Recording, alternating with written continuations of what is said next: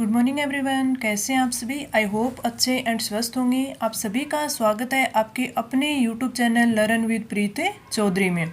आज की जो क्लास है इसमें आपके राजस्थान जीके भी होगा और राजस्थान जीके में आपके art and culture, geography, history सब होगा, पॉलिटी भी होगा, इंडियन पॉलिटी भी होगा और आपके वर्ल्ड ज्योग्राफी, यानी पूरा का पूरा है ये मिक्स है आपका पेपर रहने वाला है, टेस्ट रहने वाला है। सारे के सारे क्वेश्चन है वो वेरी इंपॉर्टेंट है आप सभी के लिए। कुछ एक क्वेश्चंस का आपके लिए वो रिवीजन होगा, आपको पीछे के रिकॉल करवाए जाएंगे और कुछ एक है ज़्यादा इंपॉर्टेंट रहेंगे। तो आपको ये क्लास है शुरू से लेकर लास्ट तक देखनी है ताकि इससे आपको पता चले कि अभी एक महीने में है वो आपको और किस किस टॉपिक से किसका रिवीजन करना आपके लिए ज़्यादा ज़रूरी है। क्लास काफ़ी इंपॉर्टेंट है। क्लास की पीडीएफ आपको पता ही है टेलीग्राम चैनल पर आपको प्रोवाइड करवा दी जाती है। साथ में वहाँ पे आपको और भी जो इम्पोर्टेंट फैक्ट होते हैं वो भी आपको प्रोवाइड करवाए जाते हैं। तो अगर आपने अभी तक टेलीग्राम चैनल को ज्वाइन नहीं किया है तो आप ज़रूर ज्वाइन कर लें। तो चलिए आज का टेस्ट है वो स्टार्ट करते हैं। फर्स्ट क्वेश्चन है हमारा, प्राचीन नगर जो महाभारत और महाभाष्य दोनों में उल्लेखित है कौन सा है। विराटनगर जिसे विराट बोलते हैं जयपुर में, मध्यमिका नगरी चित्तौड़गढ़ में, रैंड टोंक में और करकोट। तो आपका राइट आंसर होगा ऑप्शन 2 मध्यमिका नगरी। इसकी बात करें तो इसका महाभारत और तथा महाभाष्य दोनों में उल्लेख मिलता है। आज के वर्तमान की बात करें तो ये आज राजस्थान के चित्तौड़गढ़ जो जिला है, चित्तौड़गढ़ जिला है, वहाँ पे जो बेड़च नदी है उसके किनारे स्थित है, बेड़च नदी के किनारे स्थित है। और इसके अगर खुदाई की बात करें तो इसमें हिंदू और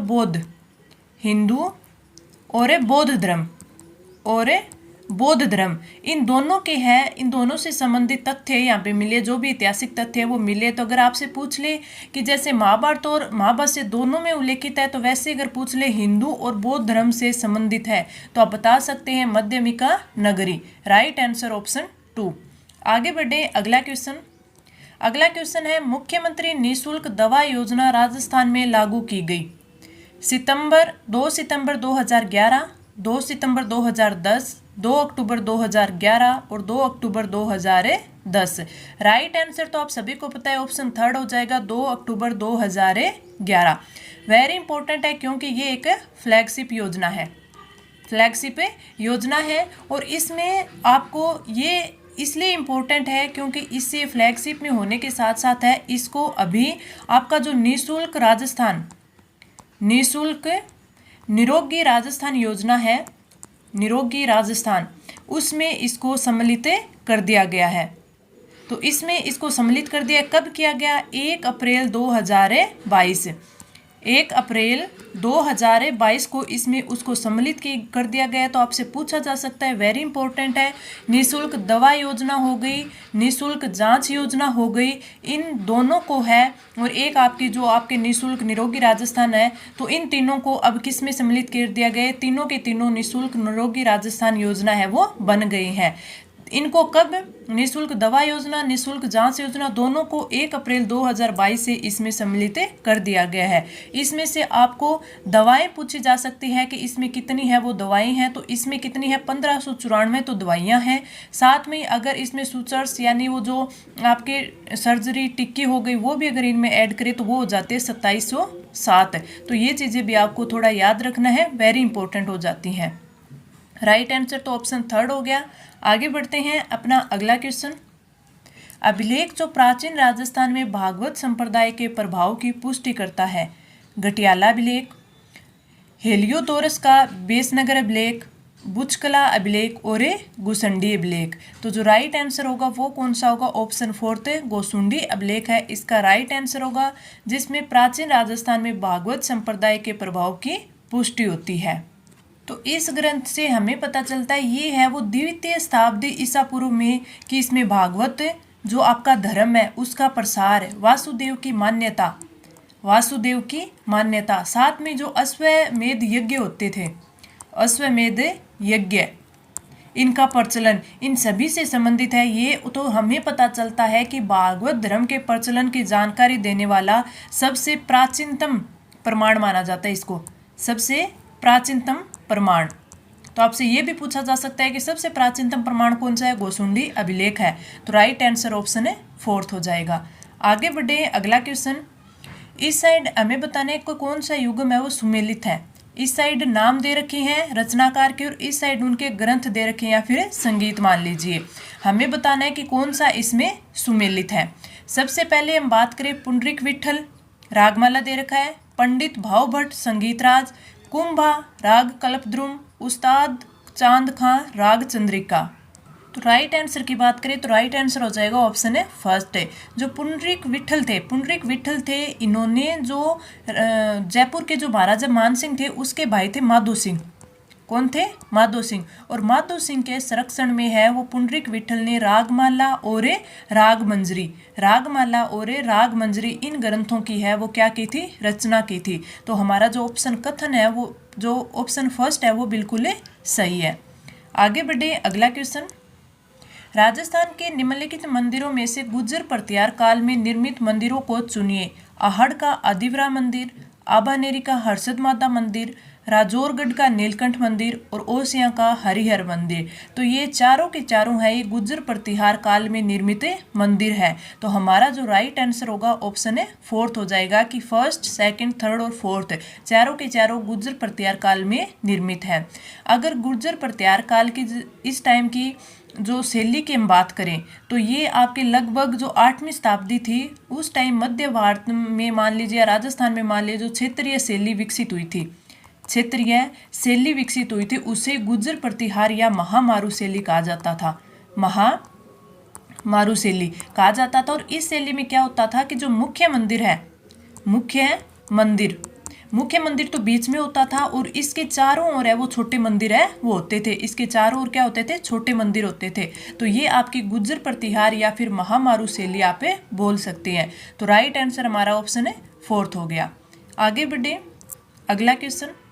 राजस्थान सरकार द्वारा पहली वन नीति का अनुमोदन है वो कब किया गया? सितंबर 2011, अगस्त 2010, मार्च 2011 और फरवरी 2010। राजस्थान सरकार के द्वारा जो फरवरी 2010 उसमें पहली वन नीति का अनुमोदन किया गया था। तो राइट आंसर ऑप्शन फोर्थ। अगला क्वेश्चन। इस साइड कृषक आंदोलन दे रखे और इस साइड नेता दे रखे। हमें बताना है कौन सा युग्म है वो गलत है सुमेलित है। आज का जो आपका पेपर है पूरी तरह से मिक्स पेपर है जैसे हमारे एग्जाम में आता है, जिसमें कहीं तो आपकी फ्लैगशिप योजना आ गई, कहीं आपके सभ्यता आ गई, तो कहीं आपके जो आपकी राजस्थान आधुनिक हिस्ट्री है उसके क्वेश्चन आ गए, कहीं आपको वर्ल्ड ज्योग्राफी क्वेश्चन मिलेंगे, जिससे आपको पूरी ये लगेगा कि हाँ हमें जो हमारे फुली एग्जाम में जो टेस्ट होता है, फुली एग्जाम में जो पेपर आता है वही हम यहाँ पे कर रही हैं। इस साइड बात करें तो बेंगू किसान आंदोलन की बात करें तो उसके जो नेता रामनारायण चौधरी थे बिल्कुल सही है। बूंदी की बात करें तो बूंदी के नैनूराम शर्मा थे, ये भी बिल्कुल सही है। बिजोलिया की बात करें तो विजय सिंह पथिक थे, ये भी बिल्कुल सही है। और अगर हम बात करें बिजोलिया आंदोलन जो लागवा करों में वृद्धि का विरोध करने में सबसे पहले 1913 में जो साधु सीताराम दास थे और फतेहकरण चारण हो गए, ब्रह्मदेव हो गए, उनके नेतृत्व में ये प्रारंभ हुआ था, उनके नेतृत्व में। और जब ये विजय सिंह पथिक आए थे तो ये आए थे 1915 में। विजय सिंह पथिक ने 1915 में इसका नेतृत्व है वो स्टार्ट किया था। जो गलत दे रखा है वो दे रखा है बीकानेर में नरोत्तम लाल जोशी। तो राइट आंसर हो जाएगा ऑप्शन फोर्थ है जो कि गलत युग में दिया हुआ है। आगे बढ़े, अगला क्वेश्चन है स्वतंत्रता पूर्व राजस्थान का निम्नलिखित में से कौन सा समाचार पत्र आर्य समाजी विचारधारा का संवर्धक नहीं था? देश हितैषी, जनहितकारक, परोपकारी और राजपूताना गजट। राइट आंसर की बात करें तो आपका राइट आंसर हो जाएगा ऑप्शन है फोर्थ। तो अगर हम राजपूताना गजट की बात करें तो इसका 1885 में कहाँ से, अजमेर से और किसके द्वारा? जो मौलवी मुराद अली थे उनके द्वारा, मौलवी मुराद अली उनके द्वारा है वो राजपूताना गजट का संपादन किया गया था। इसमें जो रियासती जनता थी उस पे जो नरेश राजा होते थे वो जो अत्याचार करते थे उनका प्रकाशन है वो जनता में उनका खौफ यानी उनको निडर करने की भावना पैदा करने के लिए इसका संपादन किया गया था। तो राइट आंसर ऑप्शन है फोर्थ हो जाएगा। आगे बढ़े, अगला क्वेश्चन। राजस्थान के कौन से क्षेत्र में चैत्र शुक्ल पंचमी को गुलाबी गणगौर है वो मनाई जाती है? नाथद्वारा, उदयपुर, बूंदी और जोधपुर। तो राइट आंसर हो जाएगा ऑप्शन फर्स्ट, नाथद्वारा राजसमंद में। नाथद्वारा राजसमंद में चैत्र शुक्ल पंचमी को गुलाबी गणगौर है वो मनाई जाती है। तो राइट आंसर आपका ऑप्शन फर्स्ट हो जाएगा। अगला क्वेश्चन, सुमेलित करना है। इस साइड है वो संस्थाएं दे रखी हैं और इस साइड उनके स्थापना वर्ष दे रखे हैं। हमें इनका मिलान करके जो नीचे कूट दिया हुआ होता है उसमें हमारा राइट आंसर है वो करना है। राजस्थान सेवा संघ की बात करें तो इसकी स्थापना हुई थी 1919 में। तो आपका क्या आ जाएगा, इसमें आ जाएगा आपका फोर्थ। देश हितैषी सभा की बात करें तो इसकी स्थापना 1877 में हुई थी। तो इसमें आपका थर्ड आ जाएगा। अखिल भारतीय देशी राज्य लोक परिषद की बात करें तो इसकी स्थापना है वो 1927 में हुई थी, यानी 2। और चैम्बर ऑफ प्रिंसेस की बात करें तो इसकी स्थापना कब हुई थी, इसकी हुई थी 1921 में। तो इसमें फर्स्ट आ जाएगा। तो आपका जो 4, 3, 2, 1 ये आपका कूट होगा। तो राइट आंसर होगा। आगे बढ़े, अगला क्वेश्चन, सूची फर्स्ट को सूची सेकंड से मिलान कीजिए और फिर नीचे जो उत्तर दिया गया है, कूट दिया गया है, उसमें से राइट आंसर हमें चुनना है। इस साइड पर्वत शिखर दे रखे हैं और इस साइड महाद्वीप दे रखे हैं। और ये क्वेश्चन मैंने आपको जो हमारी 2D सक्सेस सीरीज है उसमें मैंने ये टॉपिक है आपको करवा दिया है। तभी मैंने बोला था कि इस टॉपिक से आपका 1 या 2 क्वेश्चन है जरूर बनेंगे। तो आपका एक क्वेश्चन है इससे पर्वत और शिखर महाद्वीप में जरूर बनते हैं। बन किस प्रकार सकते हैं, अब ये इस साइड पर्वत दे दिए, इस साइड महाद्वीप दे दिए। आपको दे सकते कि इस साइड पर्वत दे देते, इस साइड है वो खनिज दे देते कि कौन से खनिज का उत्पादन है या कौन से खनिजों के भंडार है वहाँ से मिले हैं, या फिर इस साइड है वो नदी दे देते और नदी में बता देते कि इन नदियों का किन किन पर्वतों से है उद्गम होता है। तो ऐसे क्वेश्चन है आपके बनते हैं। सबसे पहले बात करें कोसिस्को की, तो ये किस महाद्वीप में है, ये ऑस्ट्रेलिया महाद्वीप में पड़ता है, ऑस्ट्रेलिया महाद्वीप में। तो आपका ए में आ जाएगा थर्ड। मैकिनले की बात करें तो ये आपके इसमें उत्तरी अमेरिका में पड़ता है, जो कि मैंने आपको अच्छे से करवाया था। तो इसमें फोर्थ आ जाएगा। अल्ब्रुस की बात करें तो अल्ब्रुस यूरोप में पड़ता है। तो इसमें फर्स्ट आ जाएगा। किलिमंजारो की बात करें तो ये अफ्रीका में पड़ता है, जो कि एक ज्वालामुखी पर्वत है। तो आपका ये हो जाएगा 2 आ जाएगा। तो आपका फोर्थ, थर्ड, फर्स्ट और 2 ये आपका राइट आंसर हो जाएगा, राइट आंसर। तो आगे बढ़े, अगला क्वेश्चन, अम्ल वर्षा में नीचे दिए गए कौन से प्रदूषक वर्षा जल एवं हिम को प्रदूषित करते हैं। Sulphur dioxide, nitrogen oxide, carbon dioxide और मीथेन। अगर हम राइट आंसर की बात करें तो राइट आंसर हमारा सल्फर डाइऑक्साइड और नाइट्रोजन ऑक्साइड। तो 1 और 2 आपके ऑप्शन डी में है। तो राइट आंसर ऑप्शन डी हो जाएगा। अगला क्वेश्चन, निम्नलिखित में से कौन से किसी प्रदेश के जैव विविधता के लिए संकट हो सकते हैं। भूमंडलीय तापन, प्राकृतिक वास का विखंडन, विदेशी प्रजातियों का आक्रमण और शाकाहार को प्रोत्साहन। इसमें बात करें तो भूमंडलीय तापन, प्राकृतिक वास का विखंडन, विदेशी प्रजातियों का आक्रमण, ये तीनों के तीनों है, ये आपके जैव विविधता के लिए संकट पैदा कर सकते हैं। लेकिन शाकाहार को जो प्रोत्साहन है ये जैव विविधता को बढ़ावा देता है, ना कि उसके लिए संकट है। तो आपका कथन 1, 2 और 3 ये आएगा। तो 1, 2 और 3 आपके ऑप्शन है। 1 ऑप्शन जो आपका फर्स्ट है ऑप्शन ए है, बिल्कुल सही होगा। आगे बढ़े, अगला क्वेश्चन, सूची फर्स्ट है सूची सेकंड को सुमेलित करते हुए जो नीचे कूट की सहायता से वो राइट आंसर हमें चुनना है। सूची फर्स्ट में औद्योगिक प्रदेश दे रखे हैं और सूची सेकंड में देश दे रखी हैं। ये भी एक टॉपिक है आपके वर्ल्ड ज्योग्राफी का, जो कि आपको मैं 2D सक्सेस सीरीज जो आपकी हमारी सीरीज चल रही है 2D सक्सेस सीरीज, उसमें ये टॉपिक मैं आपको जरूर करवाऊंगी। क्यों? क्योंकि इससे क्वेश्चन है काफ़ी बार पूछे जाते हैं। हर बार एक क्वेश्चन इससे भी आता है, जिसमें हमें याद क्या करना है, हमें याद करना है कि कौन कौन से देश में कौन कौन से औद्योगिक प्रदेश है। इन औद्योगिक प्रदेश का नाम याद करना है, साथ में ये किस लिए प्रसिद्ध है, किस लिए प्रसिद्ध है ये भी देखना है कि कौन सा लौह अयस्क उद्योग है, कौन सा आपका सूती वस्त्र उद्योग है, कौन से उसमें आपके जहाज़ों का निर्माण होता है। ये सब भी आपसे पूछा जा सकता है और कई बार पूछ लिया जाता है कि ये कौन कौन से द्वीप पर स्थित है। तो ये सारी चीज़ें भी हम शाम वाली क्लास में कंप्लीट करेंगे, ताकि हमारा एक क्वेश्चन है वो अच्छे से कंप्लीट हो जाए। इनमें बात करें लंकाशायर प्रदेश, लंकाशायर प्रदेश जो औद्योगिक प्रदेश है उसकी बात करें तो ये आपके किस में आता है, ये आपके आता है यूनाइटेड किंगडम में। रूर प्रदेश की बात करें तो रूर प्रदेश आपके जर्मनी में, रूर नदी के नाम से जो जाना जाता है प्रदेश, तो उसी से हमें याद हो जाता है जर्मनी में। केहीन प्रदेश की बात करें तो केहीन प्रदेश आपका जापान में। दक्षिणी अल्पेशियन पर्वत की बात करें तो ये आपके संयुक्त राज्य अमेरिका में। तो आपका क्या हो जाएगा, 3rd, 2, 4th और 1st, ये जो कूट होगा ये नीचे दिया हुआ होगा, ये बिल्कुल सही आ जाएगा। 3rd, 2, 4th, 1st, right answer आपका ये होगा। आगे बढ़े, अगला क्वेश्चन। इस साइड आपके दर्रे दे रखे और इस साइड राज्य में स्थिति, हमें इनमें बताना है कि कौन सा सुमेलित है वो नहीं है। सिपिकला दर्रा जम्मू कश्मीर, जो फर्स्ट है यही हमारा गलत दे दिया।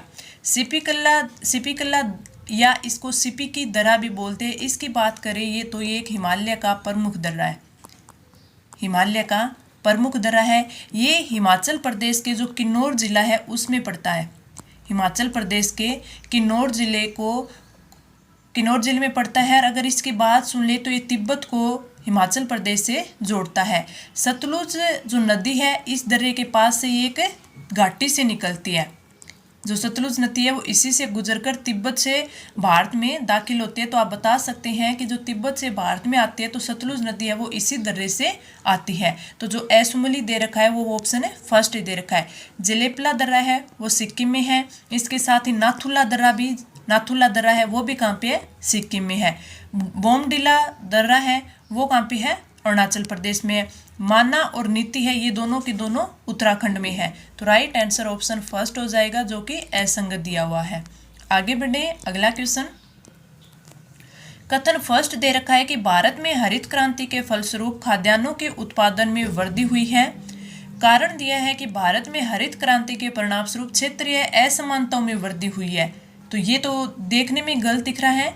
इसमें हमें बताना है कि क्या कथन फर्स्ट और जो फर्स्ट है और कारण जो सेकंड है क्या ये दोनों सही है, और जो कारण 2 है वो कथन फर्स्ट की व्याख्या कर रहा है या नहीं। तो आपका जो कथन फर्स्ट है वो सही है, लेकिन जो ये कारण 2 है ये भी सही है, लेकिन ये है वो एक की व्याख्या नहीं कर रहा। तो आपका राइट आंसर हो जाएगा ऑप्शन है बी, कि 1 और 2 सही है लेकिन 2 है वो एक की सही से व्याख्या नहीं करता। आगे बढ़े, अगला क्वेश्चन। उत्तर दक्षिणी गलियारे पर स्थित निम्नलिखित नगरों को उत्तर से दक्षिण के क्रम में यानी उत्तर से दक्षिण के क्रम में व्यवस्थित करते हुए सही उत्तर का चयन कीजिए। नागपुर, कृष्णागिरी, आगरा और ग्वालियर। इन चारों नगरों में से बात करें तो इनमें सबसे पहले आपका आता है आगरा, उत्तर से दक्षिण के क्रम में। फिर आता है ग्वालियर, उसके बाद आता है नागपुर और उसके बाद आता है आपका कृष्णागिरी। तो इस क्रम में देखिए आप, आगरा 2 नंबर, फिर ग्वालियर 4 नंबर। तो 2 और 4 आपका ऑप्शन 2 है वो बिल्कुल सही हो जाएगा। 2 4 1 3, 2 4 1 3। तो राइट आंसर ऑप्शन है 2 हो जाएगा। आगे बढ़े, अगला क्वेश्चन। निम्नलिखित में से कौन सा समूह है वो राजस्थान की पर्वत चोटियों का उनकी ऊंचाई के अनुसार सही अवरोही क्रम है। हमें उनकी ऊंचाई के अनुसार है वो बताना है। देलवाड़ा, सज्जनगढ़, जरगा, ये तो ही नहीं सकता। शेर, जरगा, सज्जनगढ़, तारागढ़ हो सकता है। जरगा, शेर नहीं, जरगा, देलवाड़ा, तारागढ़, सज्जनगढ़ नहीं। तो हमारा जो राइट आंसर होगा वो होगा ऑप्शन है 2। कैसे? इसमें अगर हम बात करें इनकी ऊंचाई का अवरोही क्रम, तो शेर है जो इसकी ऊंचाई कितनी है, इसकी है 1597। जरगा की बात करें तो जरगा की है 1431। सज्जनगढ़ की बात करें तो इसकी है 938 मीटर और तारागढ़ की बात करें इसकी है 870 मीटर। तो आप देख लीजिए, आपको बड़े से छोटे की ओर यानी अवरोही क्रम में इसको क्रम को व्यवस्थित करना है। तो सबसे पहले शेर, फिर जरगा, सज्जनगढ़ और तारागढ़। तो राइट आंसर ऑप्शन 2। अगला क्वेश्चन। राजस्थान के किस झील को रामसर आर्द्र भूमि की सूची में सम्मिलित किया गया है? जयसमंद, आना सागर झील, राजसमंद झील और सांबर झील। तो राइट आंसर क्या हो जाएगा? राइट आंसर हो जाएगा ऑप्शन 4 है रामसर झील। अगर हम बात करें कि इस झील को कब इसमें शामिल किया गया था, तो राजस्थान की सांबर झील को है वो 23 मार्च 23 मार्च 1990 को यह वो आर्द्र भूमि की रामसर सूची में है वो शामिल कर दिया गया था। और अगर हम बात करें तो ये भारत की सबसे बड़ी अंतःस्थलीय खारे पानी की झील है। कौन सी? अंतःस्थलीय। सीधे अपन नहीं कह सकते कि सबसे बड़ी खारे पानी की झील है, सबसे बड़ी तो है चिल्का झील, लेकिन अंतःस्थलीय खारे पानी की झील की बात करें हम तो वो है हमारी सांबर झील। तो राइट आंसर ऑप्शन 4 हो जाएगा। आगे बढ़े, अगला क्वेश्चन, राजस्थान सरकार ने कौन से वर्ष में राजस्थान जैविक विविधता नियमों को बनाया तथा राज्य जैव विविधता बोर्ड की स्थापना की? 2008, 2010, 2012 और 2014। तो राइट आंसर हो जाएगा ऑप्शन है 2, 2010। जो राजस्थान सरकार ने जैविक विविधता नियम 2010 के अंतर्गत ही राज्य जैव विविधता बोर्ड की है वो स्थापना की थी। तो राइट आंसर ऑप्शन 2। अगला क्वेश्चन, चौधरी कुंभा राम नहर द्वारा लाभान्वित जिला युगम हमें बताना है कि कौन कौन से जिले हैं वो इससे लाभान्वित होते हैं। हनुमानगढ़ झुंझुनू, भीलवाड़ा टोंक, बीकानेर और जोधपुर, बाड़मेर और जैसलमेर। तो राइट आंसर हो जाएगा हमारा कौन सा? ऑप्शन है फर्स्ट, हनुमानगढ़ और झुंझुनू। चौधरी कुंभाराम नहर है उससे हनुमानगढ़ और झुंझुनू है वो लाभान्वित होते हैं। इसके अंतिम छोर की बात करें, जो हमारी इंदिरा गांधी नहर है उसमें जो अंतिम छोर है वो गडरा रोड बाड़मेर है। गडरा रोड बाड़मेर। और इसमें जो सबसे लंबी लिफ्ट नहर है वो है कंवरसेर लिफ्ट नहर। कंवरसेन लिफ्ट नहर है, ये सबसे लंबी लिफ्ट नहर है। राइट आंसर ऑप्शन है फर्स्ट हो जाएगा। अगला क्वेश्चन, इस साइड खनिज और इस साइड खान दिए गए हैं, हमें जो गलत दे रखा है वो हमें बताना है कि इसमें से कौन सा युग्म है वो गलत दे रखा है। सबसे पहले बात करें जिप्सम की, पलाना में पहला ही गलत दे दिया तो हमारा राइट आंसर ऑप्शन फर्स्ट हो जाएगा। जिप्सम है वो कहाँ पे मिलता है? वो बीकानेर में, नागौर में, बाड़मेर और इसके साथ साथ आपके चूरू और हनुमानगढ़ और गंगानगर जालोर में भी थोड़ा पाया जाता है। तो जिप्सम है वो बीकानेर, नागौर, बाड़मेर, चूरू, गंगानगर, हनुमानगढ़, जालोर यहाँ पे पाया जाता है। तो हमारा ऑप्शन फर्स्ट है वो ही बिल्कुल सही हो जाएगा। जिप्सम होता है उसे क्या बोलते हैं? प्लास्टर ऑफ पेरिस बोला जाता है। अगले गुलाबी संगमरमर की बात करें तो बाबरमल में, तांबड़ा राजमहल टोंक में, यूरेनियम कुराड़िया में। तो ये सारे सही हैं, गलत हमारा ऑप्शन फर्स्ट है। आगे बढ़े, अगला क्वेश्चन, जनगणना 2011 के अनुसार राजस्थान के सर्वाधिक कुल जनसंख्या वाले जिलों को अवरोही क्रम में जमाए, यानी सबसे ज्यादा वाले, फिर सबसे कम, फिर सबसे कम, ऐसे हमें जमाना है। जयपुर, कोटा, जोधपुर नहीं, जयपुर ठीक है, जोधपुर, अलवर, नागौर। तो ये हमारा राइट हो जाएगा क्योंकि सबसे ज़्यादा है वो कहाँ पे है? जयपुर में, उसके बाद जोधपुर में, फिर अलवर में और फिर नागौर में। अगर हम बात करें कि ऐसा कौन सा जिला है जो जनसंख्या घनत्व है उसका सबसे कम है लेकिन क्षेत्रफल में सबसे बड़ा है, तो वो आपका हो जाएगा जैसलमेर। और जैसलमेर का जो जनसंख्या घनत्व है वो कितना है? 17 है। अगर आपसे पूछ ले कि ऐसा कौन सा जिला है जिसका जनसंख्या घनत्व है वो अरुणाचल प्रदेश के बराबर है, तो ये आपका जैसलमेर है। अरुणाचल प्रदेश का भी जनसंख्या घनत्व कितना है? 17 है। राइट आंसर ऑप्शन 2 हो जाएगा। सबसे ज्यादा जनसंख्या जयपुर में, फिर जोधपुर में, फिर अलवर में और फिर नागौर में। आगे बढ़े, अगला क्वेश्चन, जनकपुरा और सरवाड़ खाने किस खनिज के उत्पादन के लिए जानी जाती है? पन्ना, तांबड़ा, पाइराइट और बेराइट्स। तो हमारा जो राइट आंसर होगा वो होगा ऑप्शन 2, तांबड़ा यानी गार्नेट। अगर हम बात करें कि गार्नेट या तांबड़ा है उसके मुख्य जमाव कहाँ पे है, तो उसका जमाव टोंक में, अजमेर में, उदयपुर में, भीलवाड़ा और राजसमंद। तो जो टोंक का जो राजमहल है वहाँ पे, और जो जनकपुरा, कुशालपुरा, सरवाड़ ये खाने हैं ये तांबड़ा के लिए प्रसिद्ध है, उत्पादन के लिए प्रसिद्ध है। तो राइट आंसर ऑप्शन 2 हो जाएगा। अगला क्वेश्चन, सूची फर्स्ट को सूची सेकंड से वो मिलान करना है। इस साइड वन्य जीव संरक्षित क्षेत्र दे रखी हैं और इस साइड है आपके जिले दे रखी हैं, हमें इनका मिलान करना है। सबसे पहले हम बात करें जोहड़बीड़ गढ़ेवाल की, तो ये इसकी बात करें तो आपका जो इसमें होगा वो हो जाएगा, ये कहाँ पे है, बीकानेर में स्थित है। गुड्डा बिश्नोई की बात करें तो ये आपके जोधपुर में है। गोगेलाओ, नागौर और बीड़ झुंझुनू, तो आपका फोर्थ, थर्ड, टू और फर्स्ट, फोर्थ, थर्ड, टू और फर्स्ट आपका राइट आंसर है, हो जाएगा। आगे बढ़े, अगला क्वेश्चन। निम्नलिखित कथनों पर विचार कीजिए। अरावली मरुस्थल के पूर्ववर्ती विस्तार को रोकता है। राजस्थान की सभी नदियों का उद्गम अरावली से है। राजस्थान में वर्षा का वितरण प्रारूप अरावली से प्रभावित नहीं होता और अरावली प्रदेश धात्विक खनिजों में समृद्ध है। इसमें हम राइट आंसर की बात करें, सही उत्तर चुनना है, तो इसमें सही कथन तो फर्स्ट दे रखा है कि अरावली मरुस्थल के पूर्ववर्ती विस्तार को रोकता है, बिल्कुल सही है। जो पूर्वी मैदान है हमारे राजस्थान का, यहाँ पे पूर्वी मैदान है, तो पूर्वी मैदान का उपजाऊपन है वो इसी की वजह से बचा हुआ है, ताकि ये मरुस्थलीकरण को आगे बढ़ने से रोक रही है और रेगिस्तान के जो पूर्वी विस्तार है उसको नियंत्रित कर रही है। पहली बात। दूसरी कि राजस्थान की सभी नदियों का उद्गम है वो अरावली से नहीं होता। राजस्थान में वर्षा का वितरण प्रारूप अरावली से प्रभावित होता है, अरावली से प्रभावित होता है और अरावली प्रदेश धात्विक खनिजों से समृद्ध है, बिल्कुल सही है। राजस्थान का जो खनिज उत्पादन है लगभग 70% है वो कहाँ से होता है, अरावली से होता है। तो आपका कथन फर्स्ट और फोर्थ है, ये सही है, तो आपका राइट आंसर ऑप्शन है डी हो जाएगा।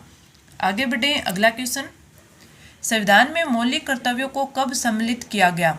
1975 में, 1976 में, 1978 में और 1979 में। तो राइट आंसर क्या आ जाएगा? राइट आंसर आपका आ जाएगा ऑप्शन है 2, 1976 में। 1976 में सरदार स्वर्ण सिंह समिति की सिफारिशों के आधार पर जो 42वां संविधान संशोधन हुआ था उसमें मौलिक कर्तव्यों को संविधान में जोड़ा गया था, शामिल किया गया था। तो राइट आंसर ऑप्शन 2। अगला क्वेश्चन। निम्न में से भारत सरकार अधिनियम 1919 के बारे में असत्य कथन को हमें बताना है। भारत सरकार अधिनियम 1919 1921 में लागू किया गया। यह अधिनियम मार्ले मिंटो सुधार अधिनियम के नाम से भी जाना जाता है। मोंटेग्यू भारत के राज्य सचिव और लॉर्ड चेम्सफोर्ड भारत के वायसराय थे और इस अधिनियम में केंद्रीय एवं प्रांतीय विषयों को अलग कर दिया गया। तो आपका जो राइट आंसर होगा वो होगा ऑप्शन है 2, जो कि गलत दिया गया है। मार्ले मिंटो अधिनियम नहीं था, ये मोंटेग्यू चेम्सफोर्ड अधिनियम था। मार्ले मिंटो अधिनियम ये तो था 1909 का अधिनियम, 1909 का अधिनियम। तो इसमें जो राइट आंसर होगा ऑप्शन 2 होगा, जो कि इसमें गलत दिया गया है। अगर हम बात करें 1919 के भारत सरकार अधिनियम की, तो वो मोंटेग्यू चेम्सफोर्ड अधिनियम था। इस अधिनियम के द्वारा जो केंद्र में जो द्विसदनात्मक विधायिका की स्थापना की गई थी, प्रथम राज्य परिषद और दूसरी केंद्रीय विधानसभा थी। तो इसमें राइट आंसर ऑप्शन 2। अगला क्वेश्चन। निम्न में से एक कथन है वो असत्य है, वो हमें बताना है। बंबई राज्य गुजरात एवं महाराष्ट्र में विभाजित किया गया, बिल्कुल सही। मैसूर राज्य का नया नाम तमिलनाडु रखा गया।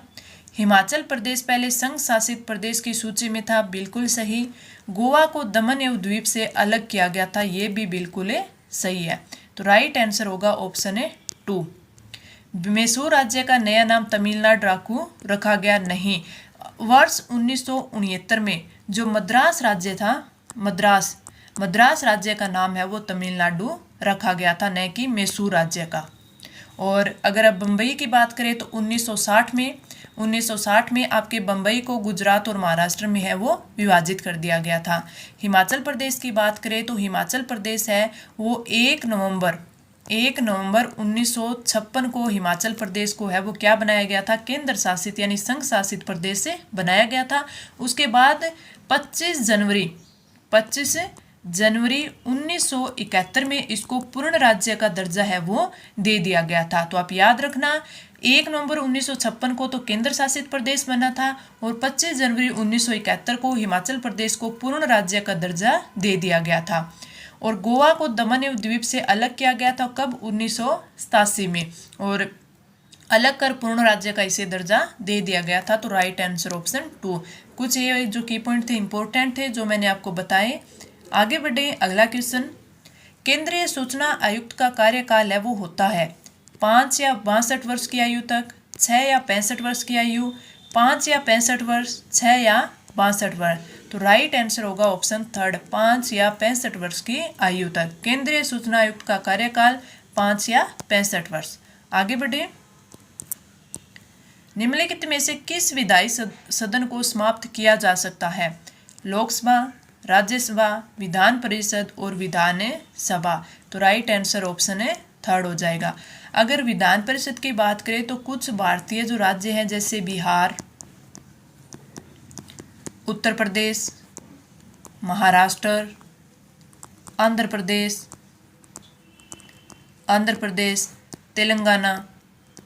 तेलंगाना और कर्नाटक। तो इन राज्यों में क्या है? विधान परिषद है। विधान परिषद के जो सभापति होता है उसका चुनाव है परिषद के सदस्यों के से ही बीच में से होता है। तो विधान परिषद है उस सदन को समाप्त किया जा सकता है। इन राज्यों में है अभी विधान परिषद है। तो राइट आंसर ऑप्शन थर्ड। अगला क्वेश्चन, राज्यों के निम्नलिखित में से किस समूह पर पेशा अधिनियम है वो 1996 में परिवर्तनीय नहीं है? पेशा अधिनियम 1996। असम, मेघालय, तमिलनाडु, राजस्थान, तेलंगाना, महाराष्ट्र, हिमाचल प्रदेश, गुजरात और छत्तीसगढ़, और आंध्र प्रदेश, झारखंड और उड़ीसा। अगर हम बात करें तो इसमें हमारा जो राइट आंसर ऑप्शन फर्स्ट हो जाएगा। असम, मेघालय, तमिलनाडु, ये तीनों राज्य हैं, इन पर पेशा अधिनियम 1996 है वो परिवर्तनीय नहीं है। तो राइट आंसर ऑप्शन फर्स्ट। अगला क्वेश्चन, निम्नलिखित में से कौन सा युग्म है वो सुमेलित नहीं है? रिंग फेंस की नीति है वो वॉरेन हेस्टिंग्स ने लाई थी। ठगी का दमन William Bentinck, Vernacular Press Act Curzon किसमें, और इल्बर्ट बिल है वो रिपन किसमें। तो राइट आंसर हो जाएगा option third. Vernacular Press act है वो कर्जन के समय नहीं, लॉर्ड लिटन के समय आया था। लॉर्ड लिटन के समय आया था। अगर हम बात करें 1878 के इस वर्नाक्यूलर प्रेस एक्ट की, तो इसका मकसद क्या था? जो ब्रिटिश भारत में है, जो भारतीय भाषाएं यानी जो गैर अंग्रेजी भाषाएं थी, भारतीय भाषाएं यानी गैर अंग्रेजी भाषाओं में जो समाचार पत्र है वो प्रकाशित होते थे, तो उसकी स्वतंत्रता को सीमित करना इसका मेन मकसद था। ये चाहते थे कि जो गैर अंग्रेजी भाषाओं के समाचार पत्र हैं उनकी स्वतंत्रता को सीमित किया जाए। इसीलिए लॉर्ड लिटन ने ये जो प्रेस एक्ट 1878 है वो लागू किया या फिर पारित किया था। तो राइट आंसर ऑप्शन है थर्ड। अगला क्वेश्चन, निम्न वक्तव्यों पर विचार कीजिए। 19वीं सदी के सामाजिक धार्मिक आंदोलन के कारण भारत का आधुनिकीकरण हुआ। सामाजिक धार्मिक आंदोलनों के मूल में बुद्धिवाद, वैज्ञानिक दृष्टिकोण तथा अन्य ऐसे विचार थे जो आधुनिकता के आधार माने जाते हैं। तो इसमें जो हमारा राइट आंसर होगा वो होगा कि कथन फर्स्ट और सेकंड दोनों सही है, और कथन एक है उसकी सही व्याख्या कारण जो 2 है वो करता है। तो राइट आंसर ऑप्शन है डी हो जाएगा। आगे बढ़े, अगला क्वेश्चन, निम्नलिखित राज्यों या संघ शासित प्रदेश के समूह में किसकी लोकसभा में केवल एक सीट है वो हमें बताना है? अरुणाचल प्रदेश, सिक्किम, लक्षद्वीप, गोवा, मेघालय, नागालैंड, चंडीगढ़, सिक्किम और मिजोरम, मणिपुर, दादर और नगर हवेली और पुदुचेरी। तो राइट आंसर क्या हो जाएगा? राइट आंसर हो जाएगा ऑप्शन है थर्ड। चंडीगढ़, सिक्किम और मिजोरम है, इनमें जो लोकसभा में केवल एक सीट है। तो राइट आंसर ऑप्शन थर्ड। अगला क्वेश्चन, सूची फर्स्ट में है वो दे रखा है और सूची सेकंड में अनुच्छेद दे रखे हैं, और हमें इनका मिलान करना है कि किस उपबंध को किस अनुच्छेद में दिया हुआ है। सबसे पहले आपका दिया हुआ है उपाधियों का निषेध, तो ये किस में है? ये अनुच्छेद 18 में है। अनुच्छेद 18 में क्या है? आपके उपाधियों का अंत। धार्मिक मामलों के प्रबंध की स्वतंत्रता, अगर इसकी बात करें तो ये क्या है? अनुच्छेद 26 में धार्मिक मामलों के प्रबंध की स्वतंत्रता है। अल्पसंख्यकों की भाषा का संरक्षण की बात करें तो ये अनुच्छेद 29 में है, और शिक्षा का अधिकार है वो अनुच्छेद 21 से ए या अनुच्छेद 21 से क में है। तो आपका राइट आंसर आ जाएगा थर्ड, फोर्थ, फर्स्ट और 2। ये आपका राइट आंसर होगा जो नीचे कूट में दिया हुआ होगा। आगे बढ़े, अगला क्वेश्चन, निम्नलिखित में से कौन सा विद्वान है वो कुंभा के दरबार में नहीं था? टिल्ला भट्ट, मुनि सुंदर सूरी, मुनि जिन विजय सूरी और नाथा। तो जो राइट आंसर होगा वो कौन सा हो जाएगा, वो हो जाएगा आपका ऑप्शन थर्ड, मुनि जिन विजय सूरी। कुंभा के दरबारी विद्वान जो नाथा है उनके द्वारा तो जो वास्तु मंजरी नामक ग्रंथ है वो लिखा गया था। क्या लिखा गया था, वास्तु मंजरी। और अगर हम बात करें स्वयं कुंभा की बात करें तो इनके द्वारा भी है वो कई ग्रंथों की रचना की गई थी, जैसे संगीत राज, काफी बार पूछ लिया जाता है एग्जाम में, संगीत राज, संगीत मीमांसा, संगीत मीमांसा, और इसके अलावा रसिक प्रिया, रसिक प्रिया। तो ये कई बार है वो एग्जाम में पूछ लिए जाते हैं, तो आप याद रखना वास्तु मंजरी के लेखक नाथा, संगीत Raj, Sangeet Mimamsa, Rasik Priya, Kumbha. Right answer option third. अगला क्वेश्चन, निम्न में से एक भारत सरकार अधिनियम 1935 की मुख्य विशेषताओं में से नहीं थी। कौन सी नहीं थी? यह प्रांतीय स्वायत्तता के सूत्रपात का संकेत था। बिल्कुल सही था। इस अधिनियम में अखिल भारतीय महासंघ का प्रावधान था। इसने प्रांतीय स्तर पर द्वैध शासन प्रणाली को समाप्त कर केंद्र में लागू किया। ये भी बिल्कुल सही। तो अवशिष्ट विषय प्रांतीय विधायिकाओं को आवंटित किए गए, ये इसमें गल दे रखा है। ये 1935 के अधिनियम की विशेषता नहीं थी। तो राइट आंसर ऑप्शन फोर्थ हो जाएगा। अगला क्वेश्चन, निम्नलिखित में से राजस्थान के किस क्षेत्र से अली बख्शी ख्याल संबंध है? करौली, चिड़ावा, अलवर और चित्तौड़गढ़। तो राइट आंसर क्या हो जाएगा? राइट आंसर आपका हो जाएगा ऑप्शन थर्ड। ऑप्शन थर्ड है अलवर से। अगर हम ख्याल की बात करें तो इसमें राजस्थान के 3 ख्याल है वो ज़्यादा प्रसिद्ध है। कौन कौन सी? कुचामनी ख्याल की बात करें तो हम सभी को पता है, कुचामन नाम से पता चल जाता है नागौर में। दूसरी की अगर हम बात करें शेखावाटी, शेखावाटी आपके चिड़ावा झुंझुनू। और अली बख्शी की बात करें तो अलवर, अली बख्शी की बात करें तो आपके अलवर की। तीनों आप थोड़ा याद रखना। Right answer option third. अगला क्वेश्चन, राजस्थान का संकरिया नृत्य किससे संबंधित है? कालबेलिया, भील, सहरिया और कथोड़ी जनजाति। राइट आंसर हो जाएगा ऑप्शन फर्स्ट है कालबेलिया। अगर इनके और नृत्यों की बात करें तो आपके कालबेलियों का प्रसिद्ध होता है इंडोणी, पणियारी, इंपॉर्टेंट है, आप याद रखना, पूछा जाता है आपके एग्जाम में। और इसके साथ साथ बागड़िया और संकरिया, ये चारों के चारों नृत्य है वो कालबेलियों के लोक नृत्य है, वेरी इंपॉर्टेंट है। संकरिया जो नृत्य है ये एक युगल नृत्य है, युगल नृत्य जिसमें स्त्री और पुरुष है दोनों भाग लेते हैं। इसमें क्या होता है कि जो प्रेम कहानी पर आधारित है वो संकरिया नृत्य है। इसमें जो एक कालबेलिया जाति के संपेरे होते हैं उनके द्वारा नृत्य किया जाता है। तो राइट आंसर ऑप्शन फर्स्ट हो जाएगा। आगे बढ़े अगला क्वेश्चन, और इस टेस्ट का लास्ट क्वेश्चन, भारत के राष्ट्रपति के महाभियोग की प्रक्रिया है न्यायिक प्रक्रिया, अर्ध न्यायिक प्रक्रिया, विधायी प्रक्रिया और कार्यपालिका प्रक्रिया। तो राइट आंसर ऑप्शन टू अर्ध न्यायिक प्रक्रिया है। जो महाभियोग की प्रक्रिया है वो अर्ध न्यायिक। तो राइट आंसर ऑप्शन 2 हो जाएगा। और अगर आपसे पूछ ले कि महाभियोग है वो सदन के जो संसद है उसके किस सदन में लाया जा सकता है, तो किसी भी सदन में लाया जा सकता है, किसी भी सदन में। ये भी आप थोड़ा याद रखना। तो राइट आंसर हो जाएगा ऑप्शन 2। ये मैंने मोस्ट इंपॉर्टेंट 41 आपको क्वेश्चन करवाए। क्लास कैसी लगी कमेंट करके ज़रूर बताना। अच्छी लगी तो ही लाइक करना, लेकिन अपने फ्रेंड्स के साथ वो शेयर ज़रूर करना ताकि ज़्यादा से ज़्यादा बच्चों को इस क्लास का फ़ायदा मिले और इसका मोटिवेशन मेरे को भी मिले ताकि मैं आपके लिए और बेहतर कंटेंट आपको प्रोवाइड करवा सकूँ। तो चलिए मिलते हैं कल की क्लास में अच्छे कंटेंट के साथ। तब तक के लिए धन्यवाद।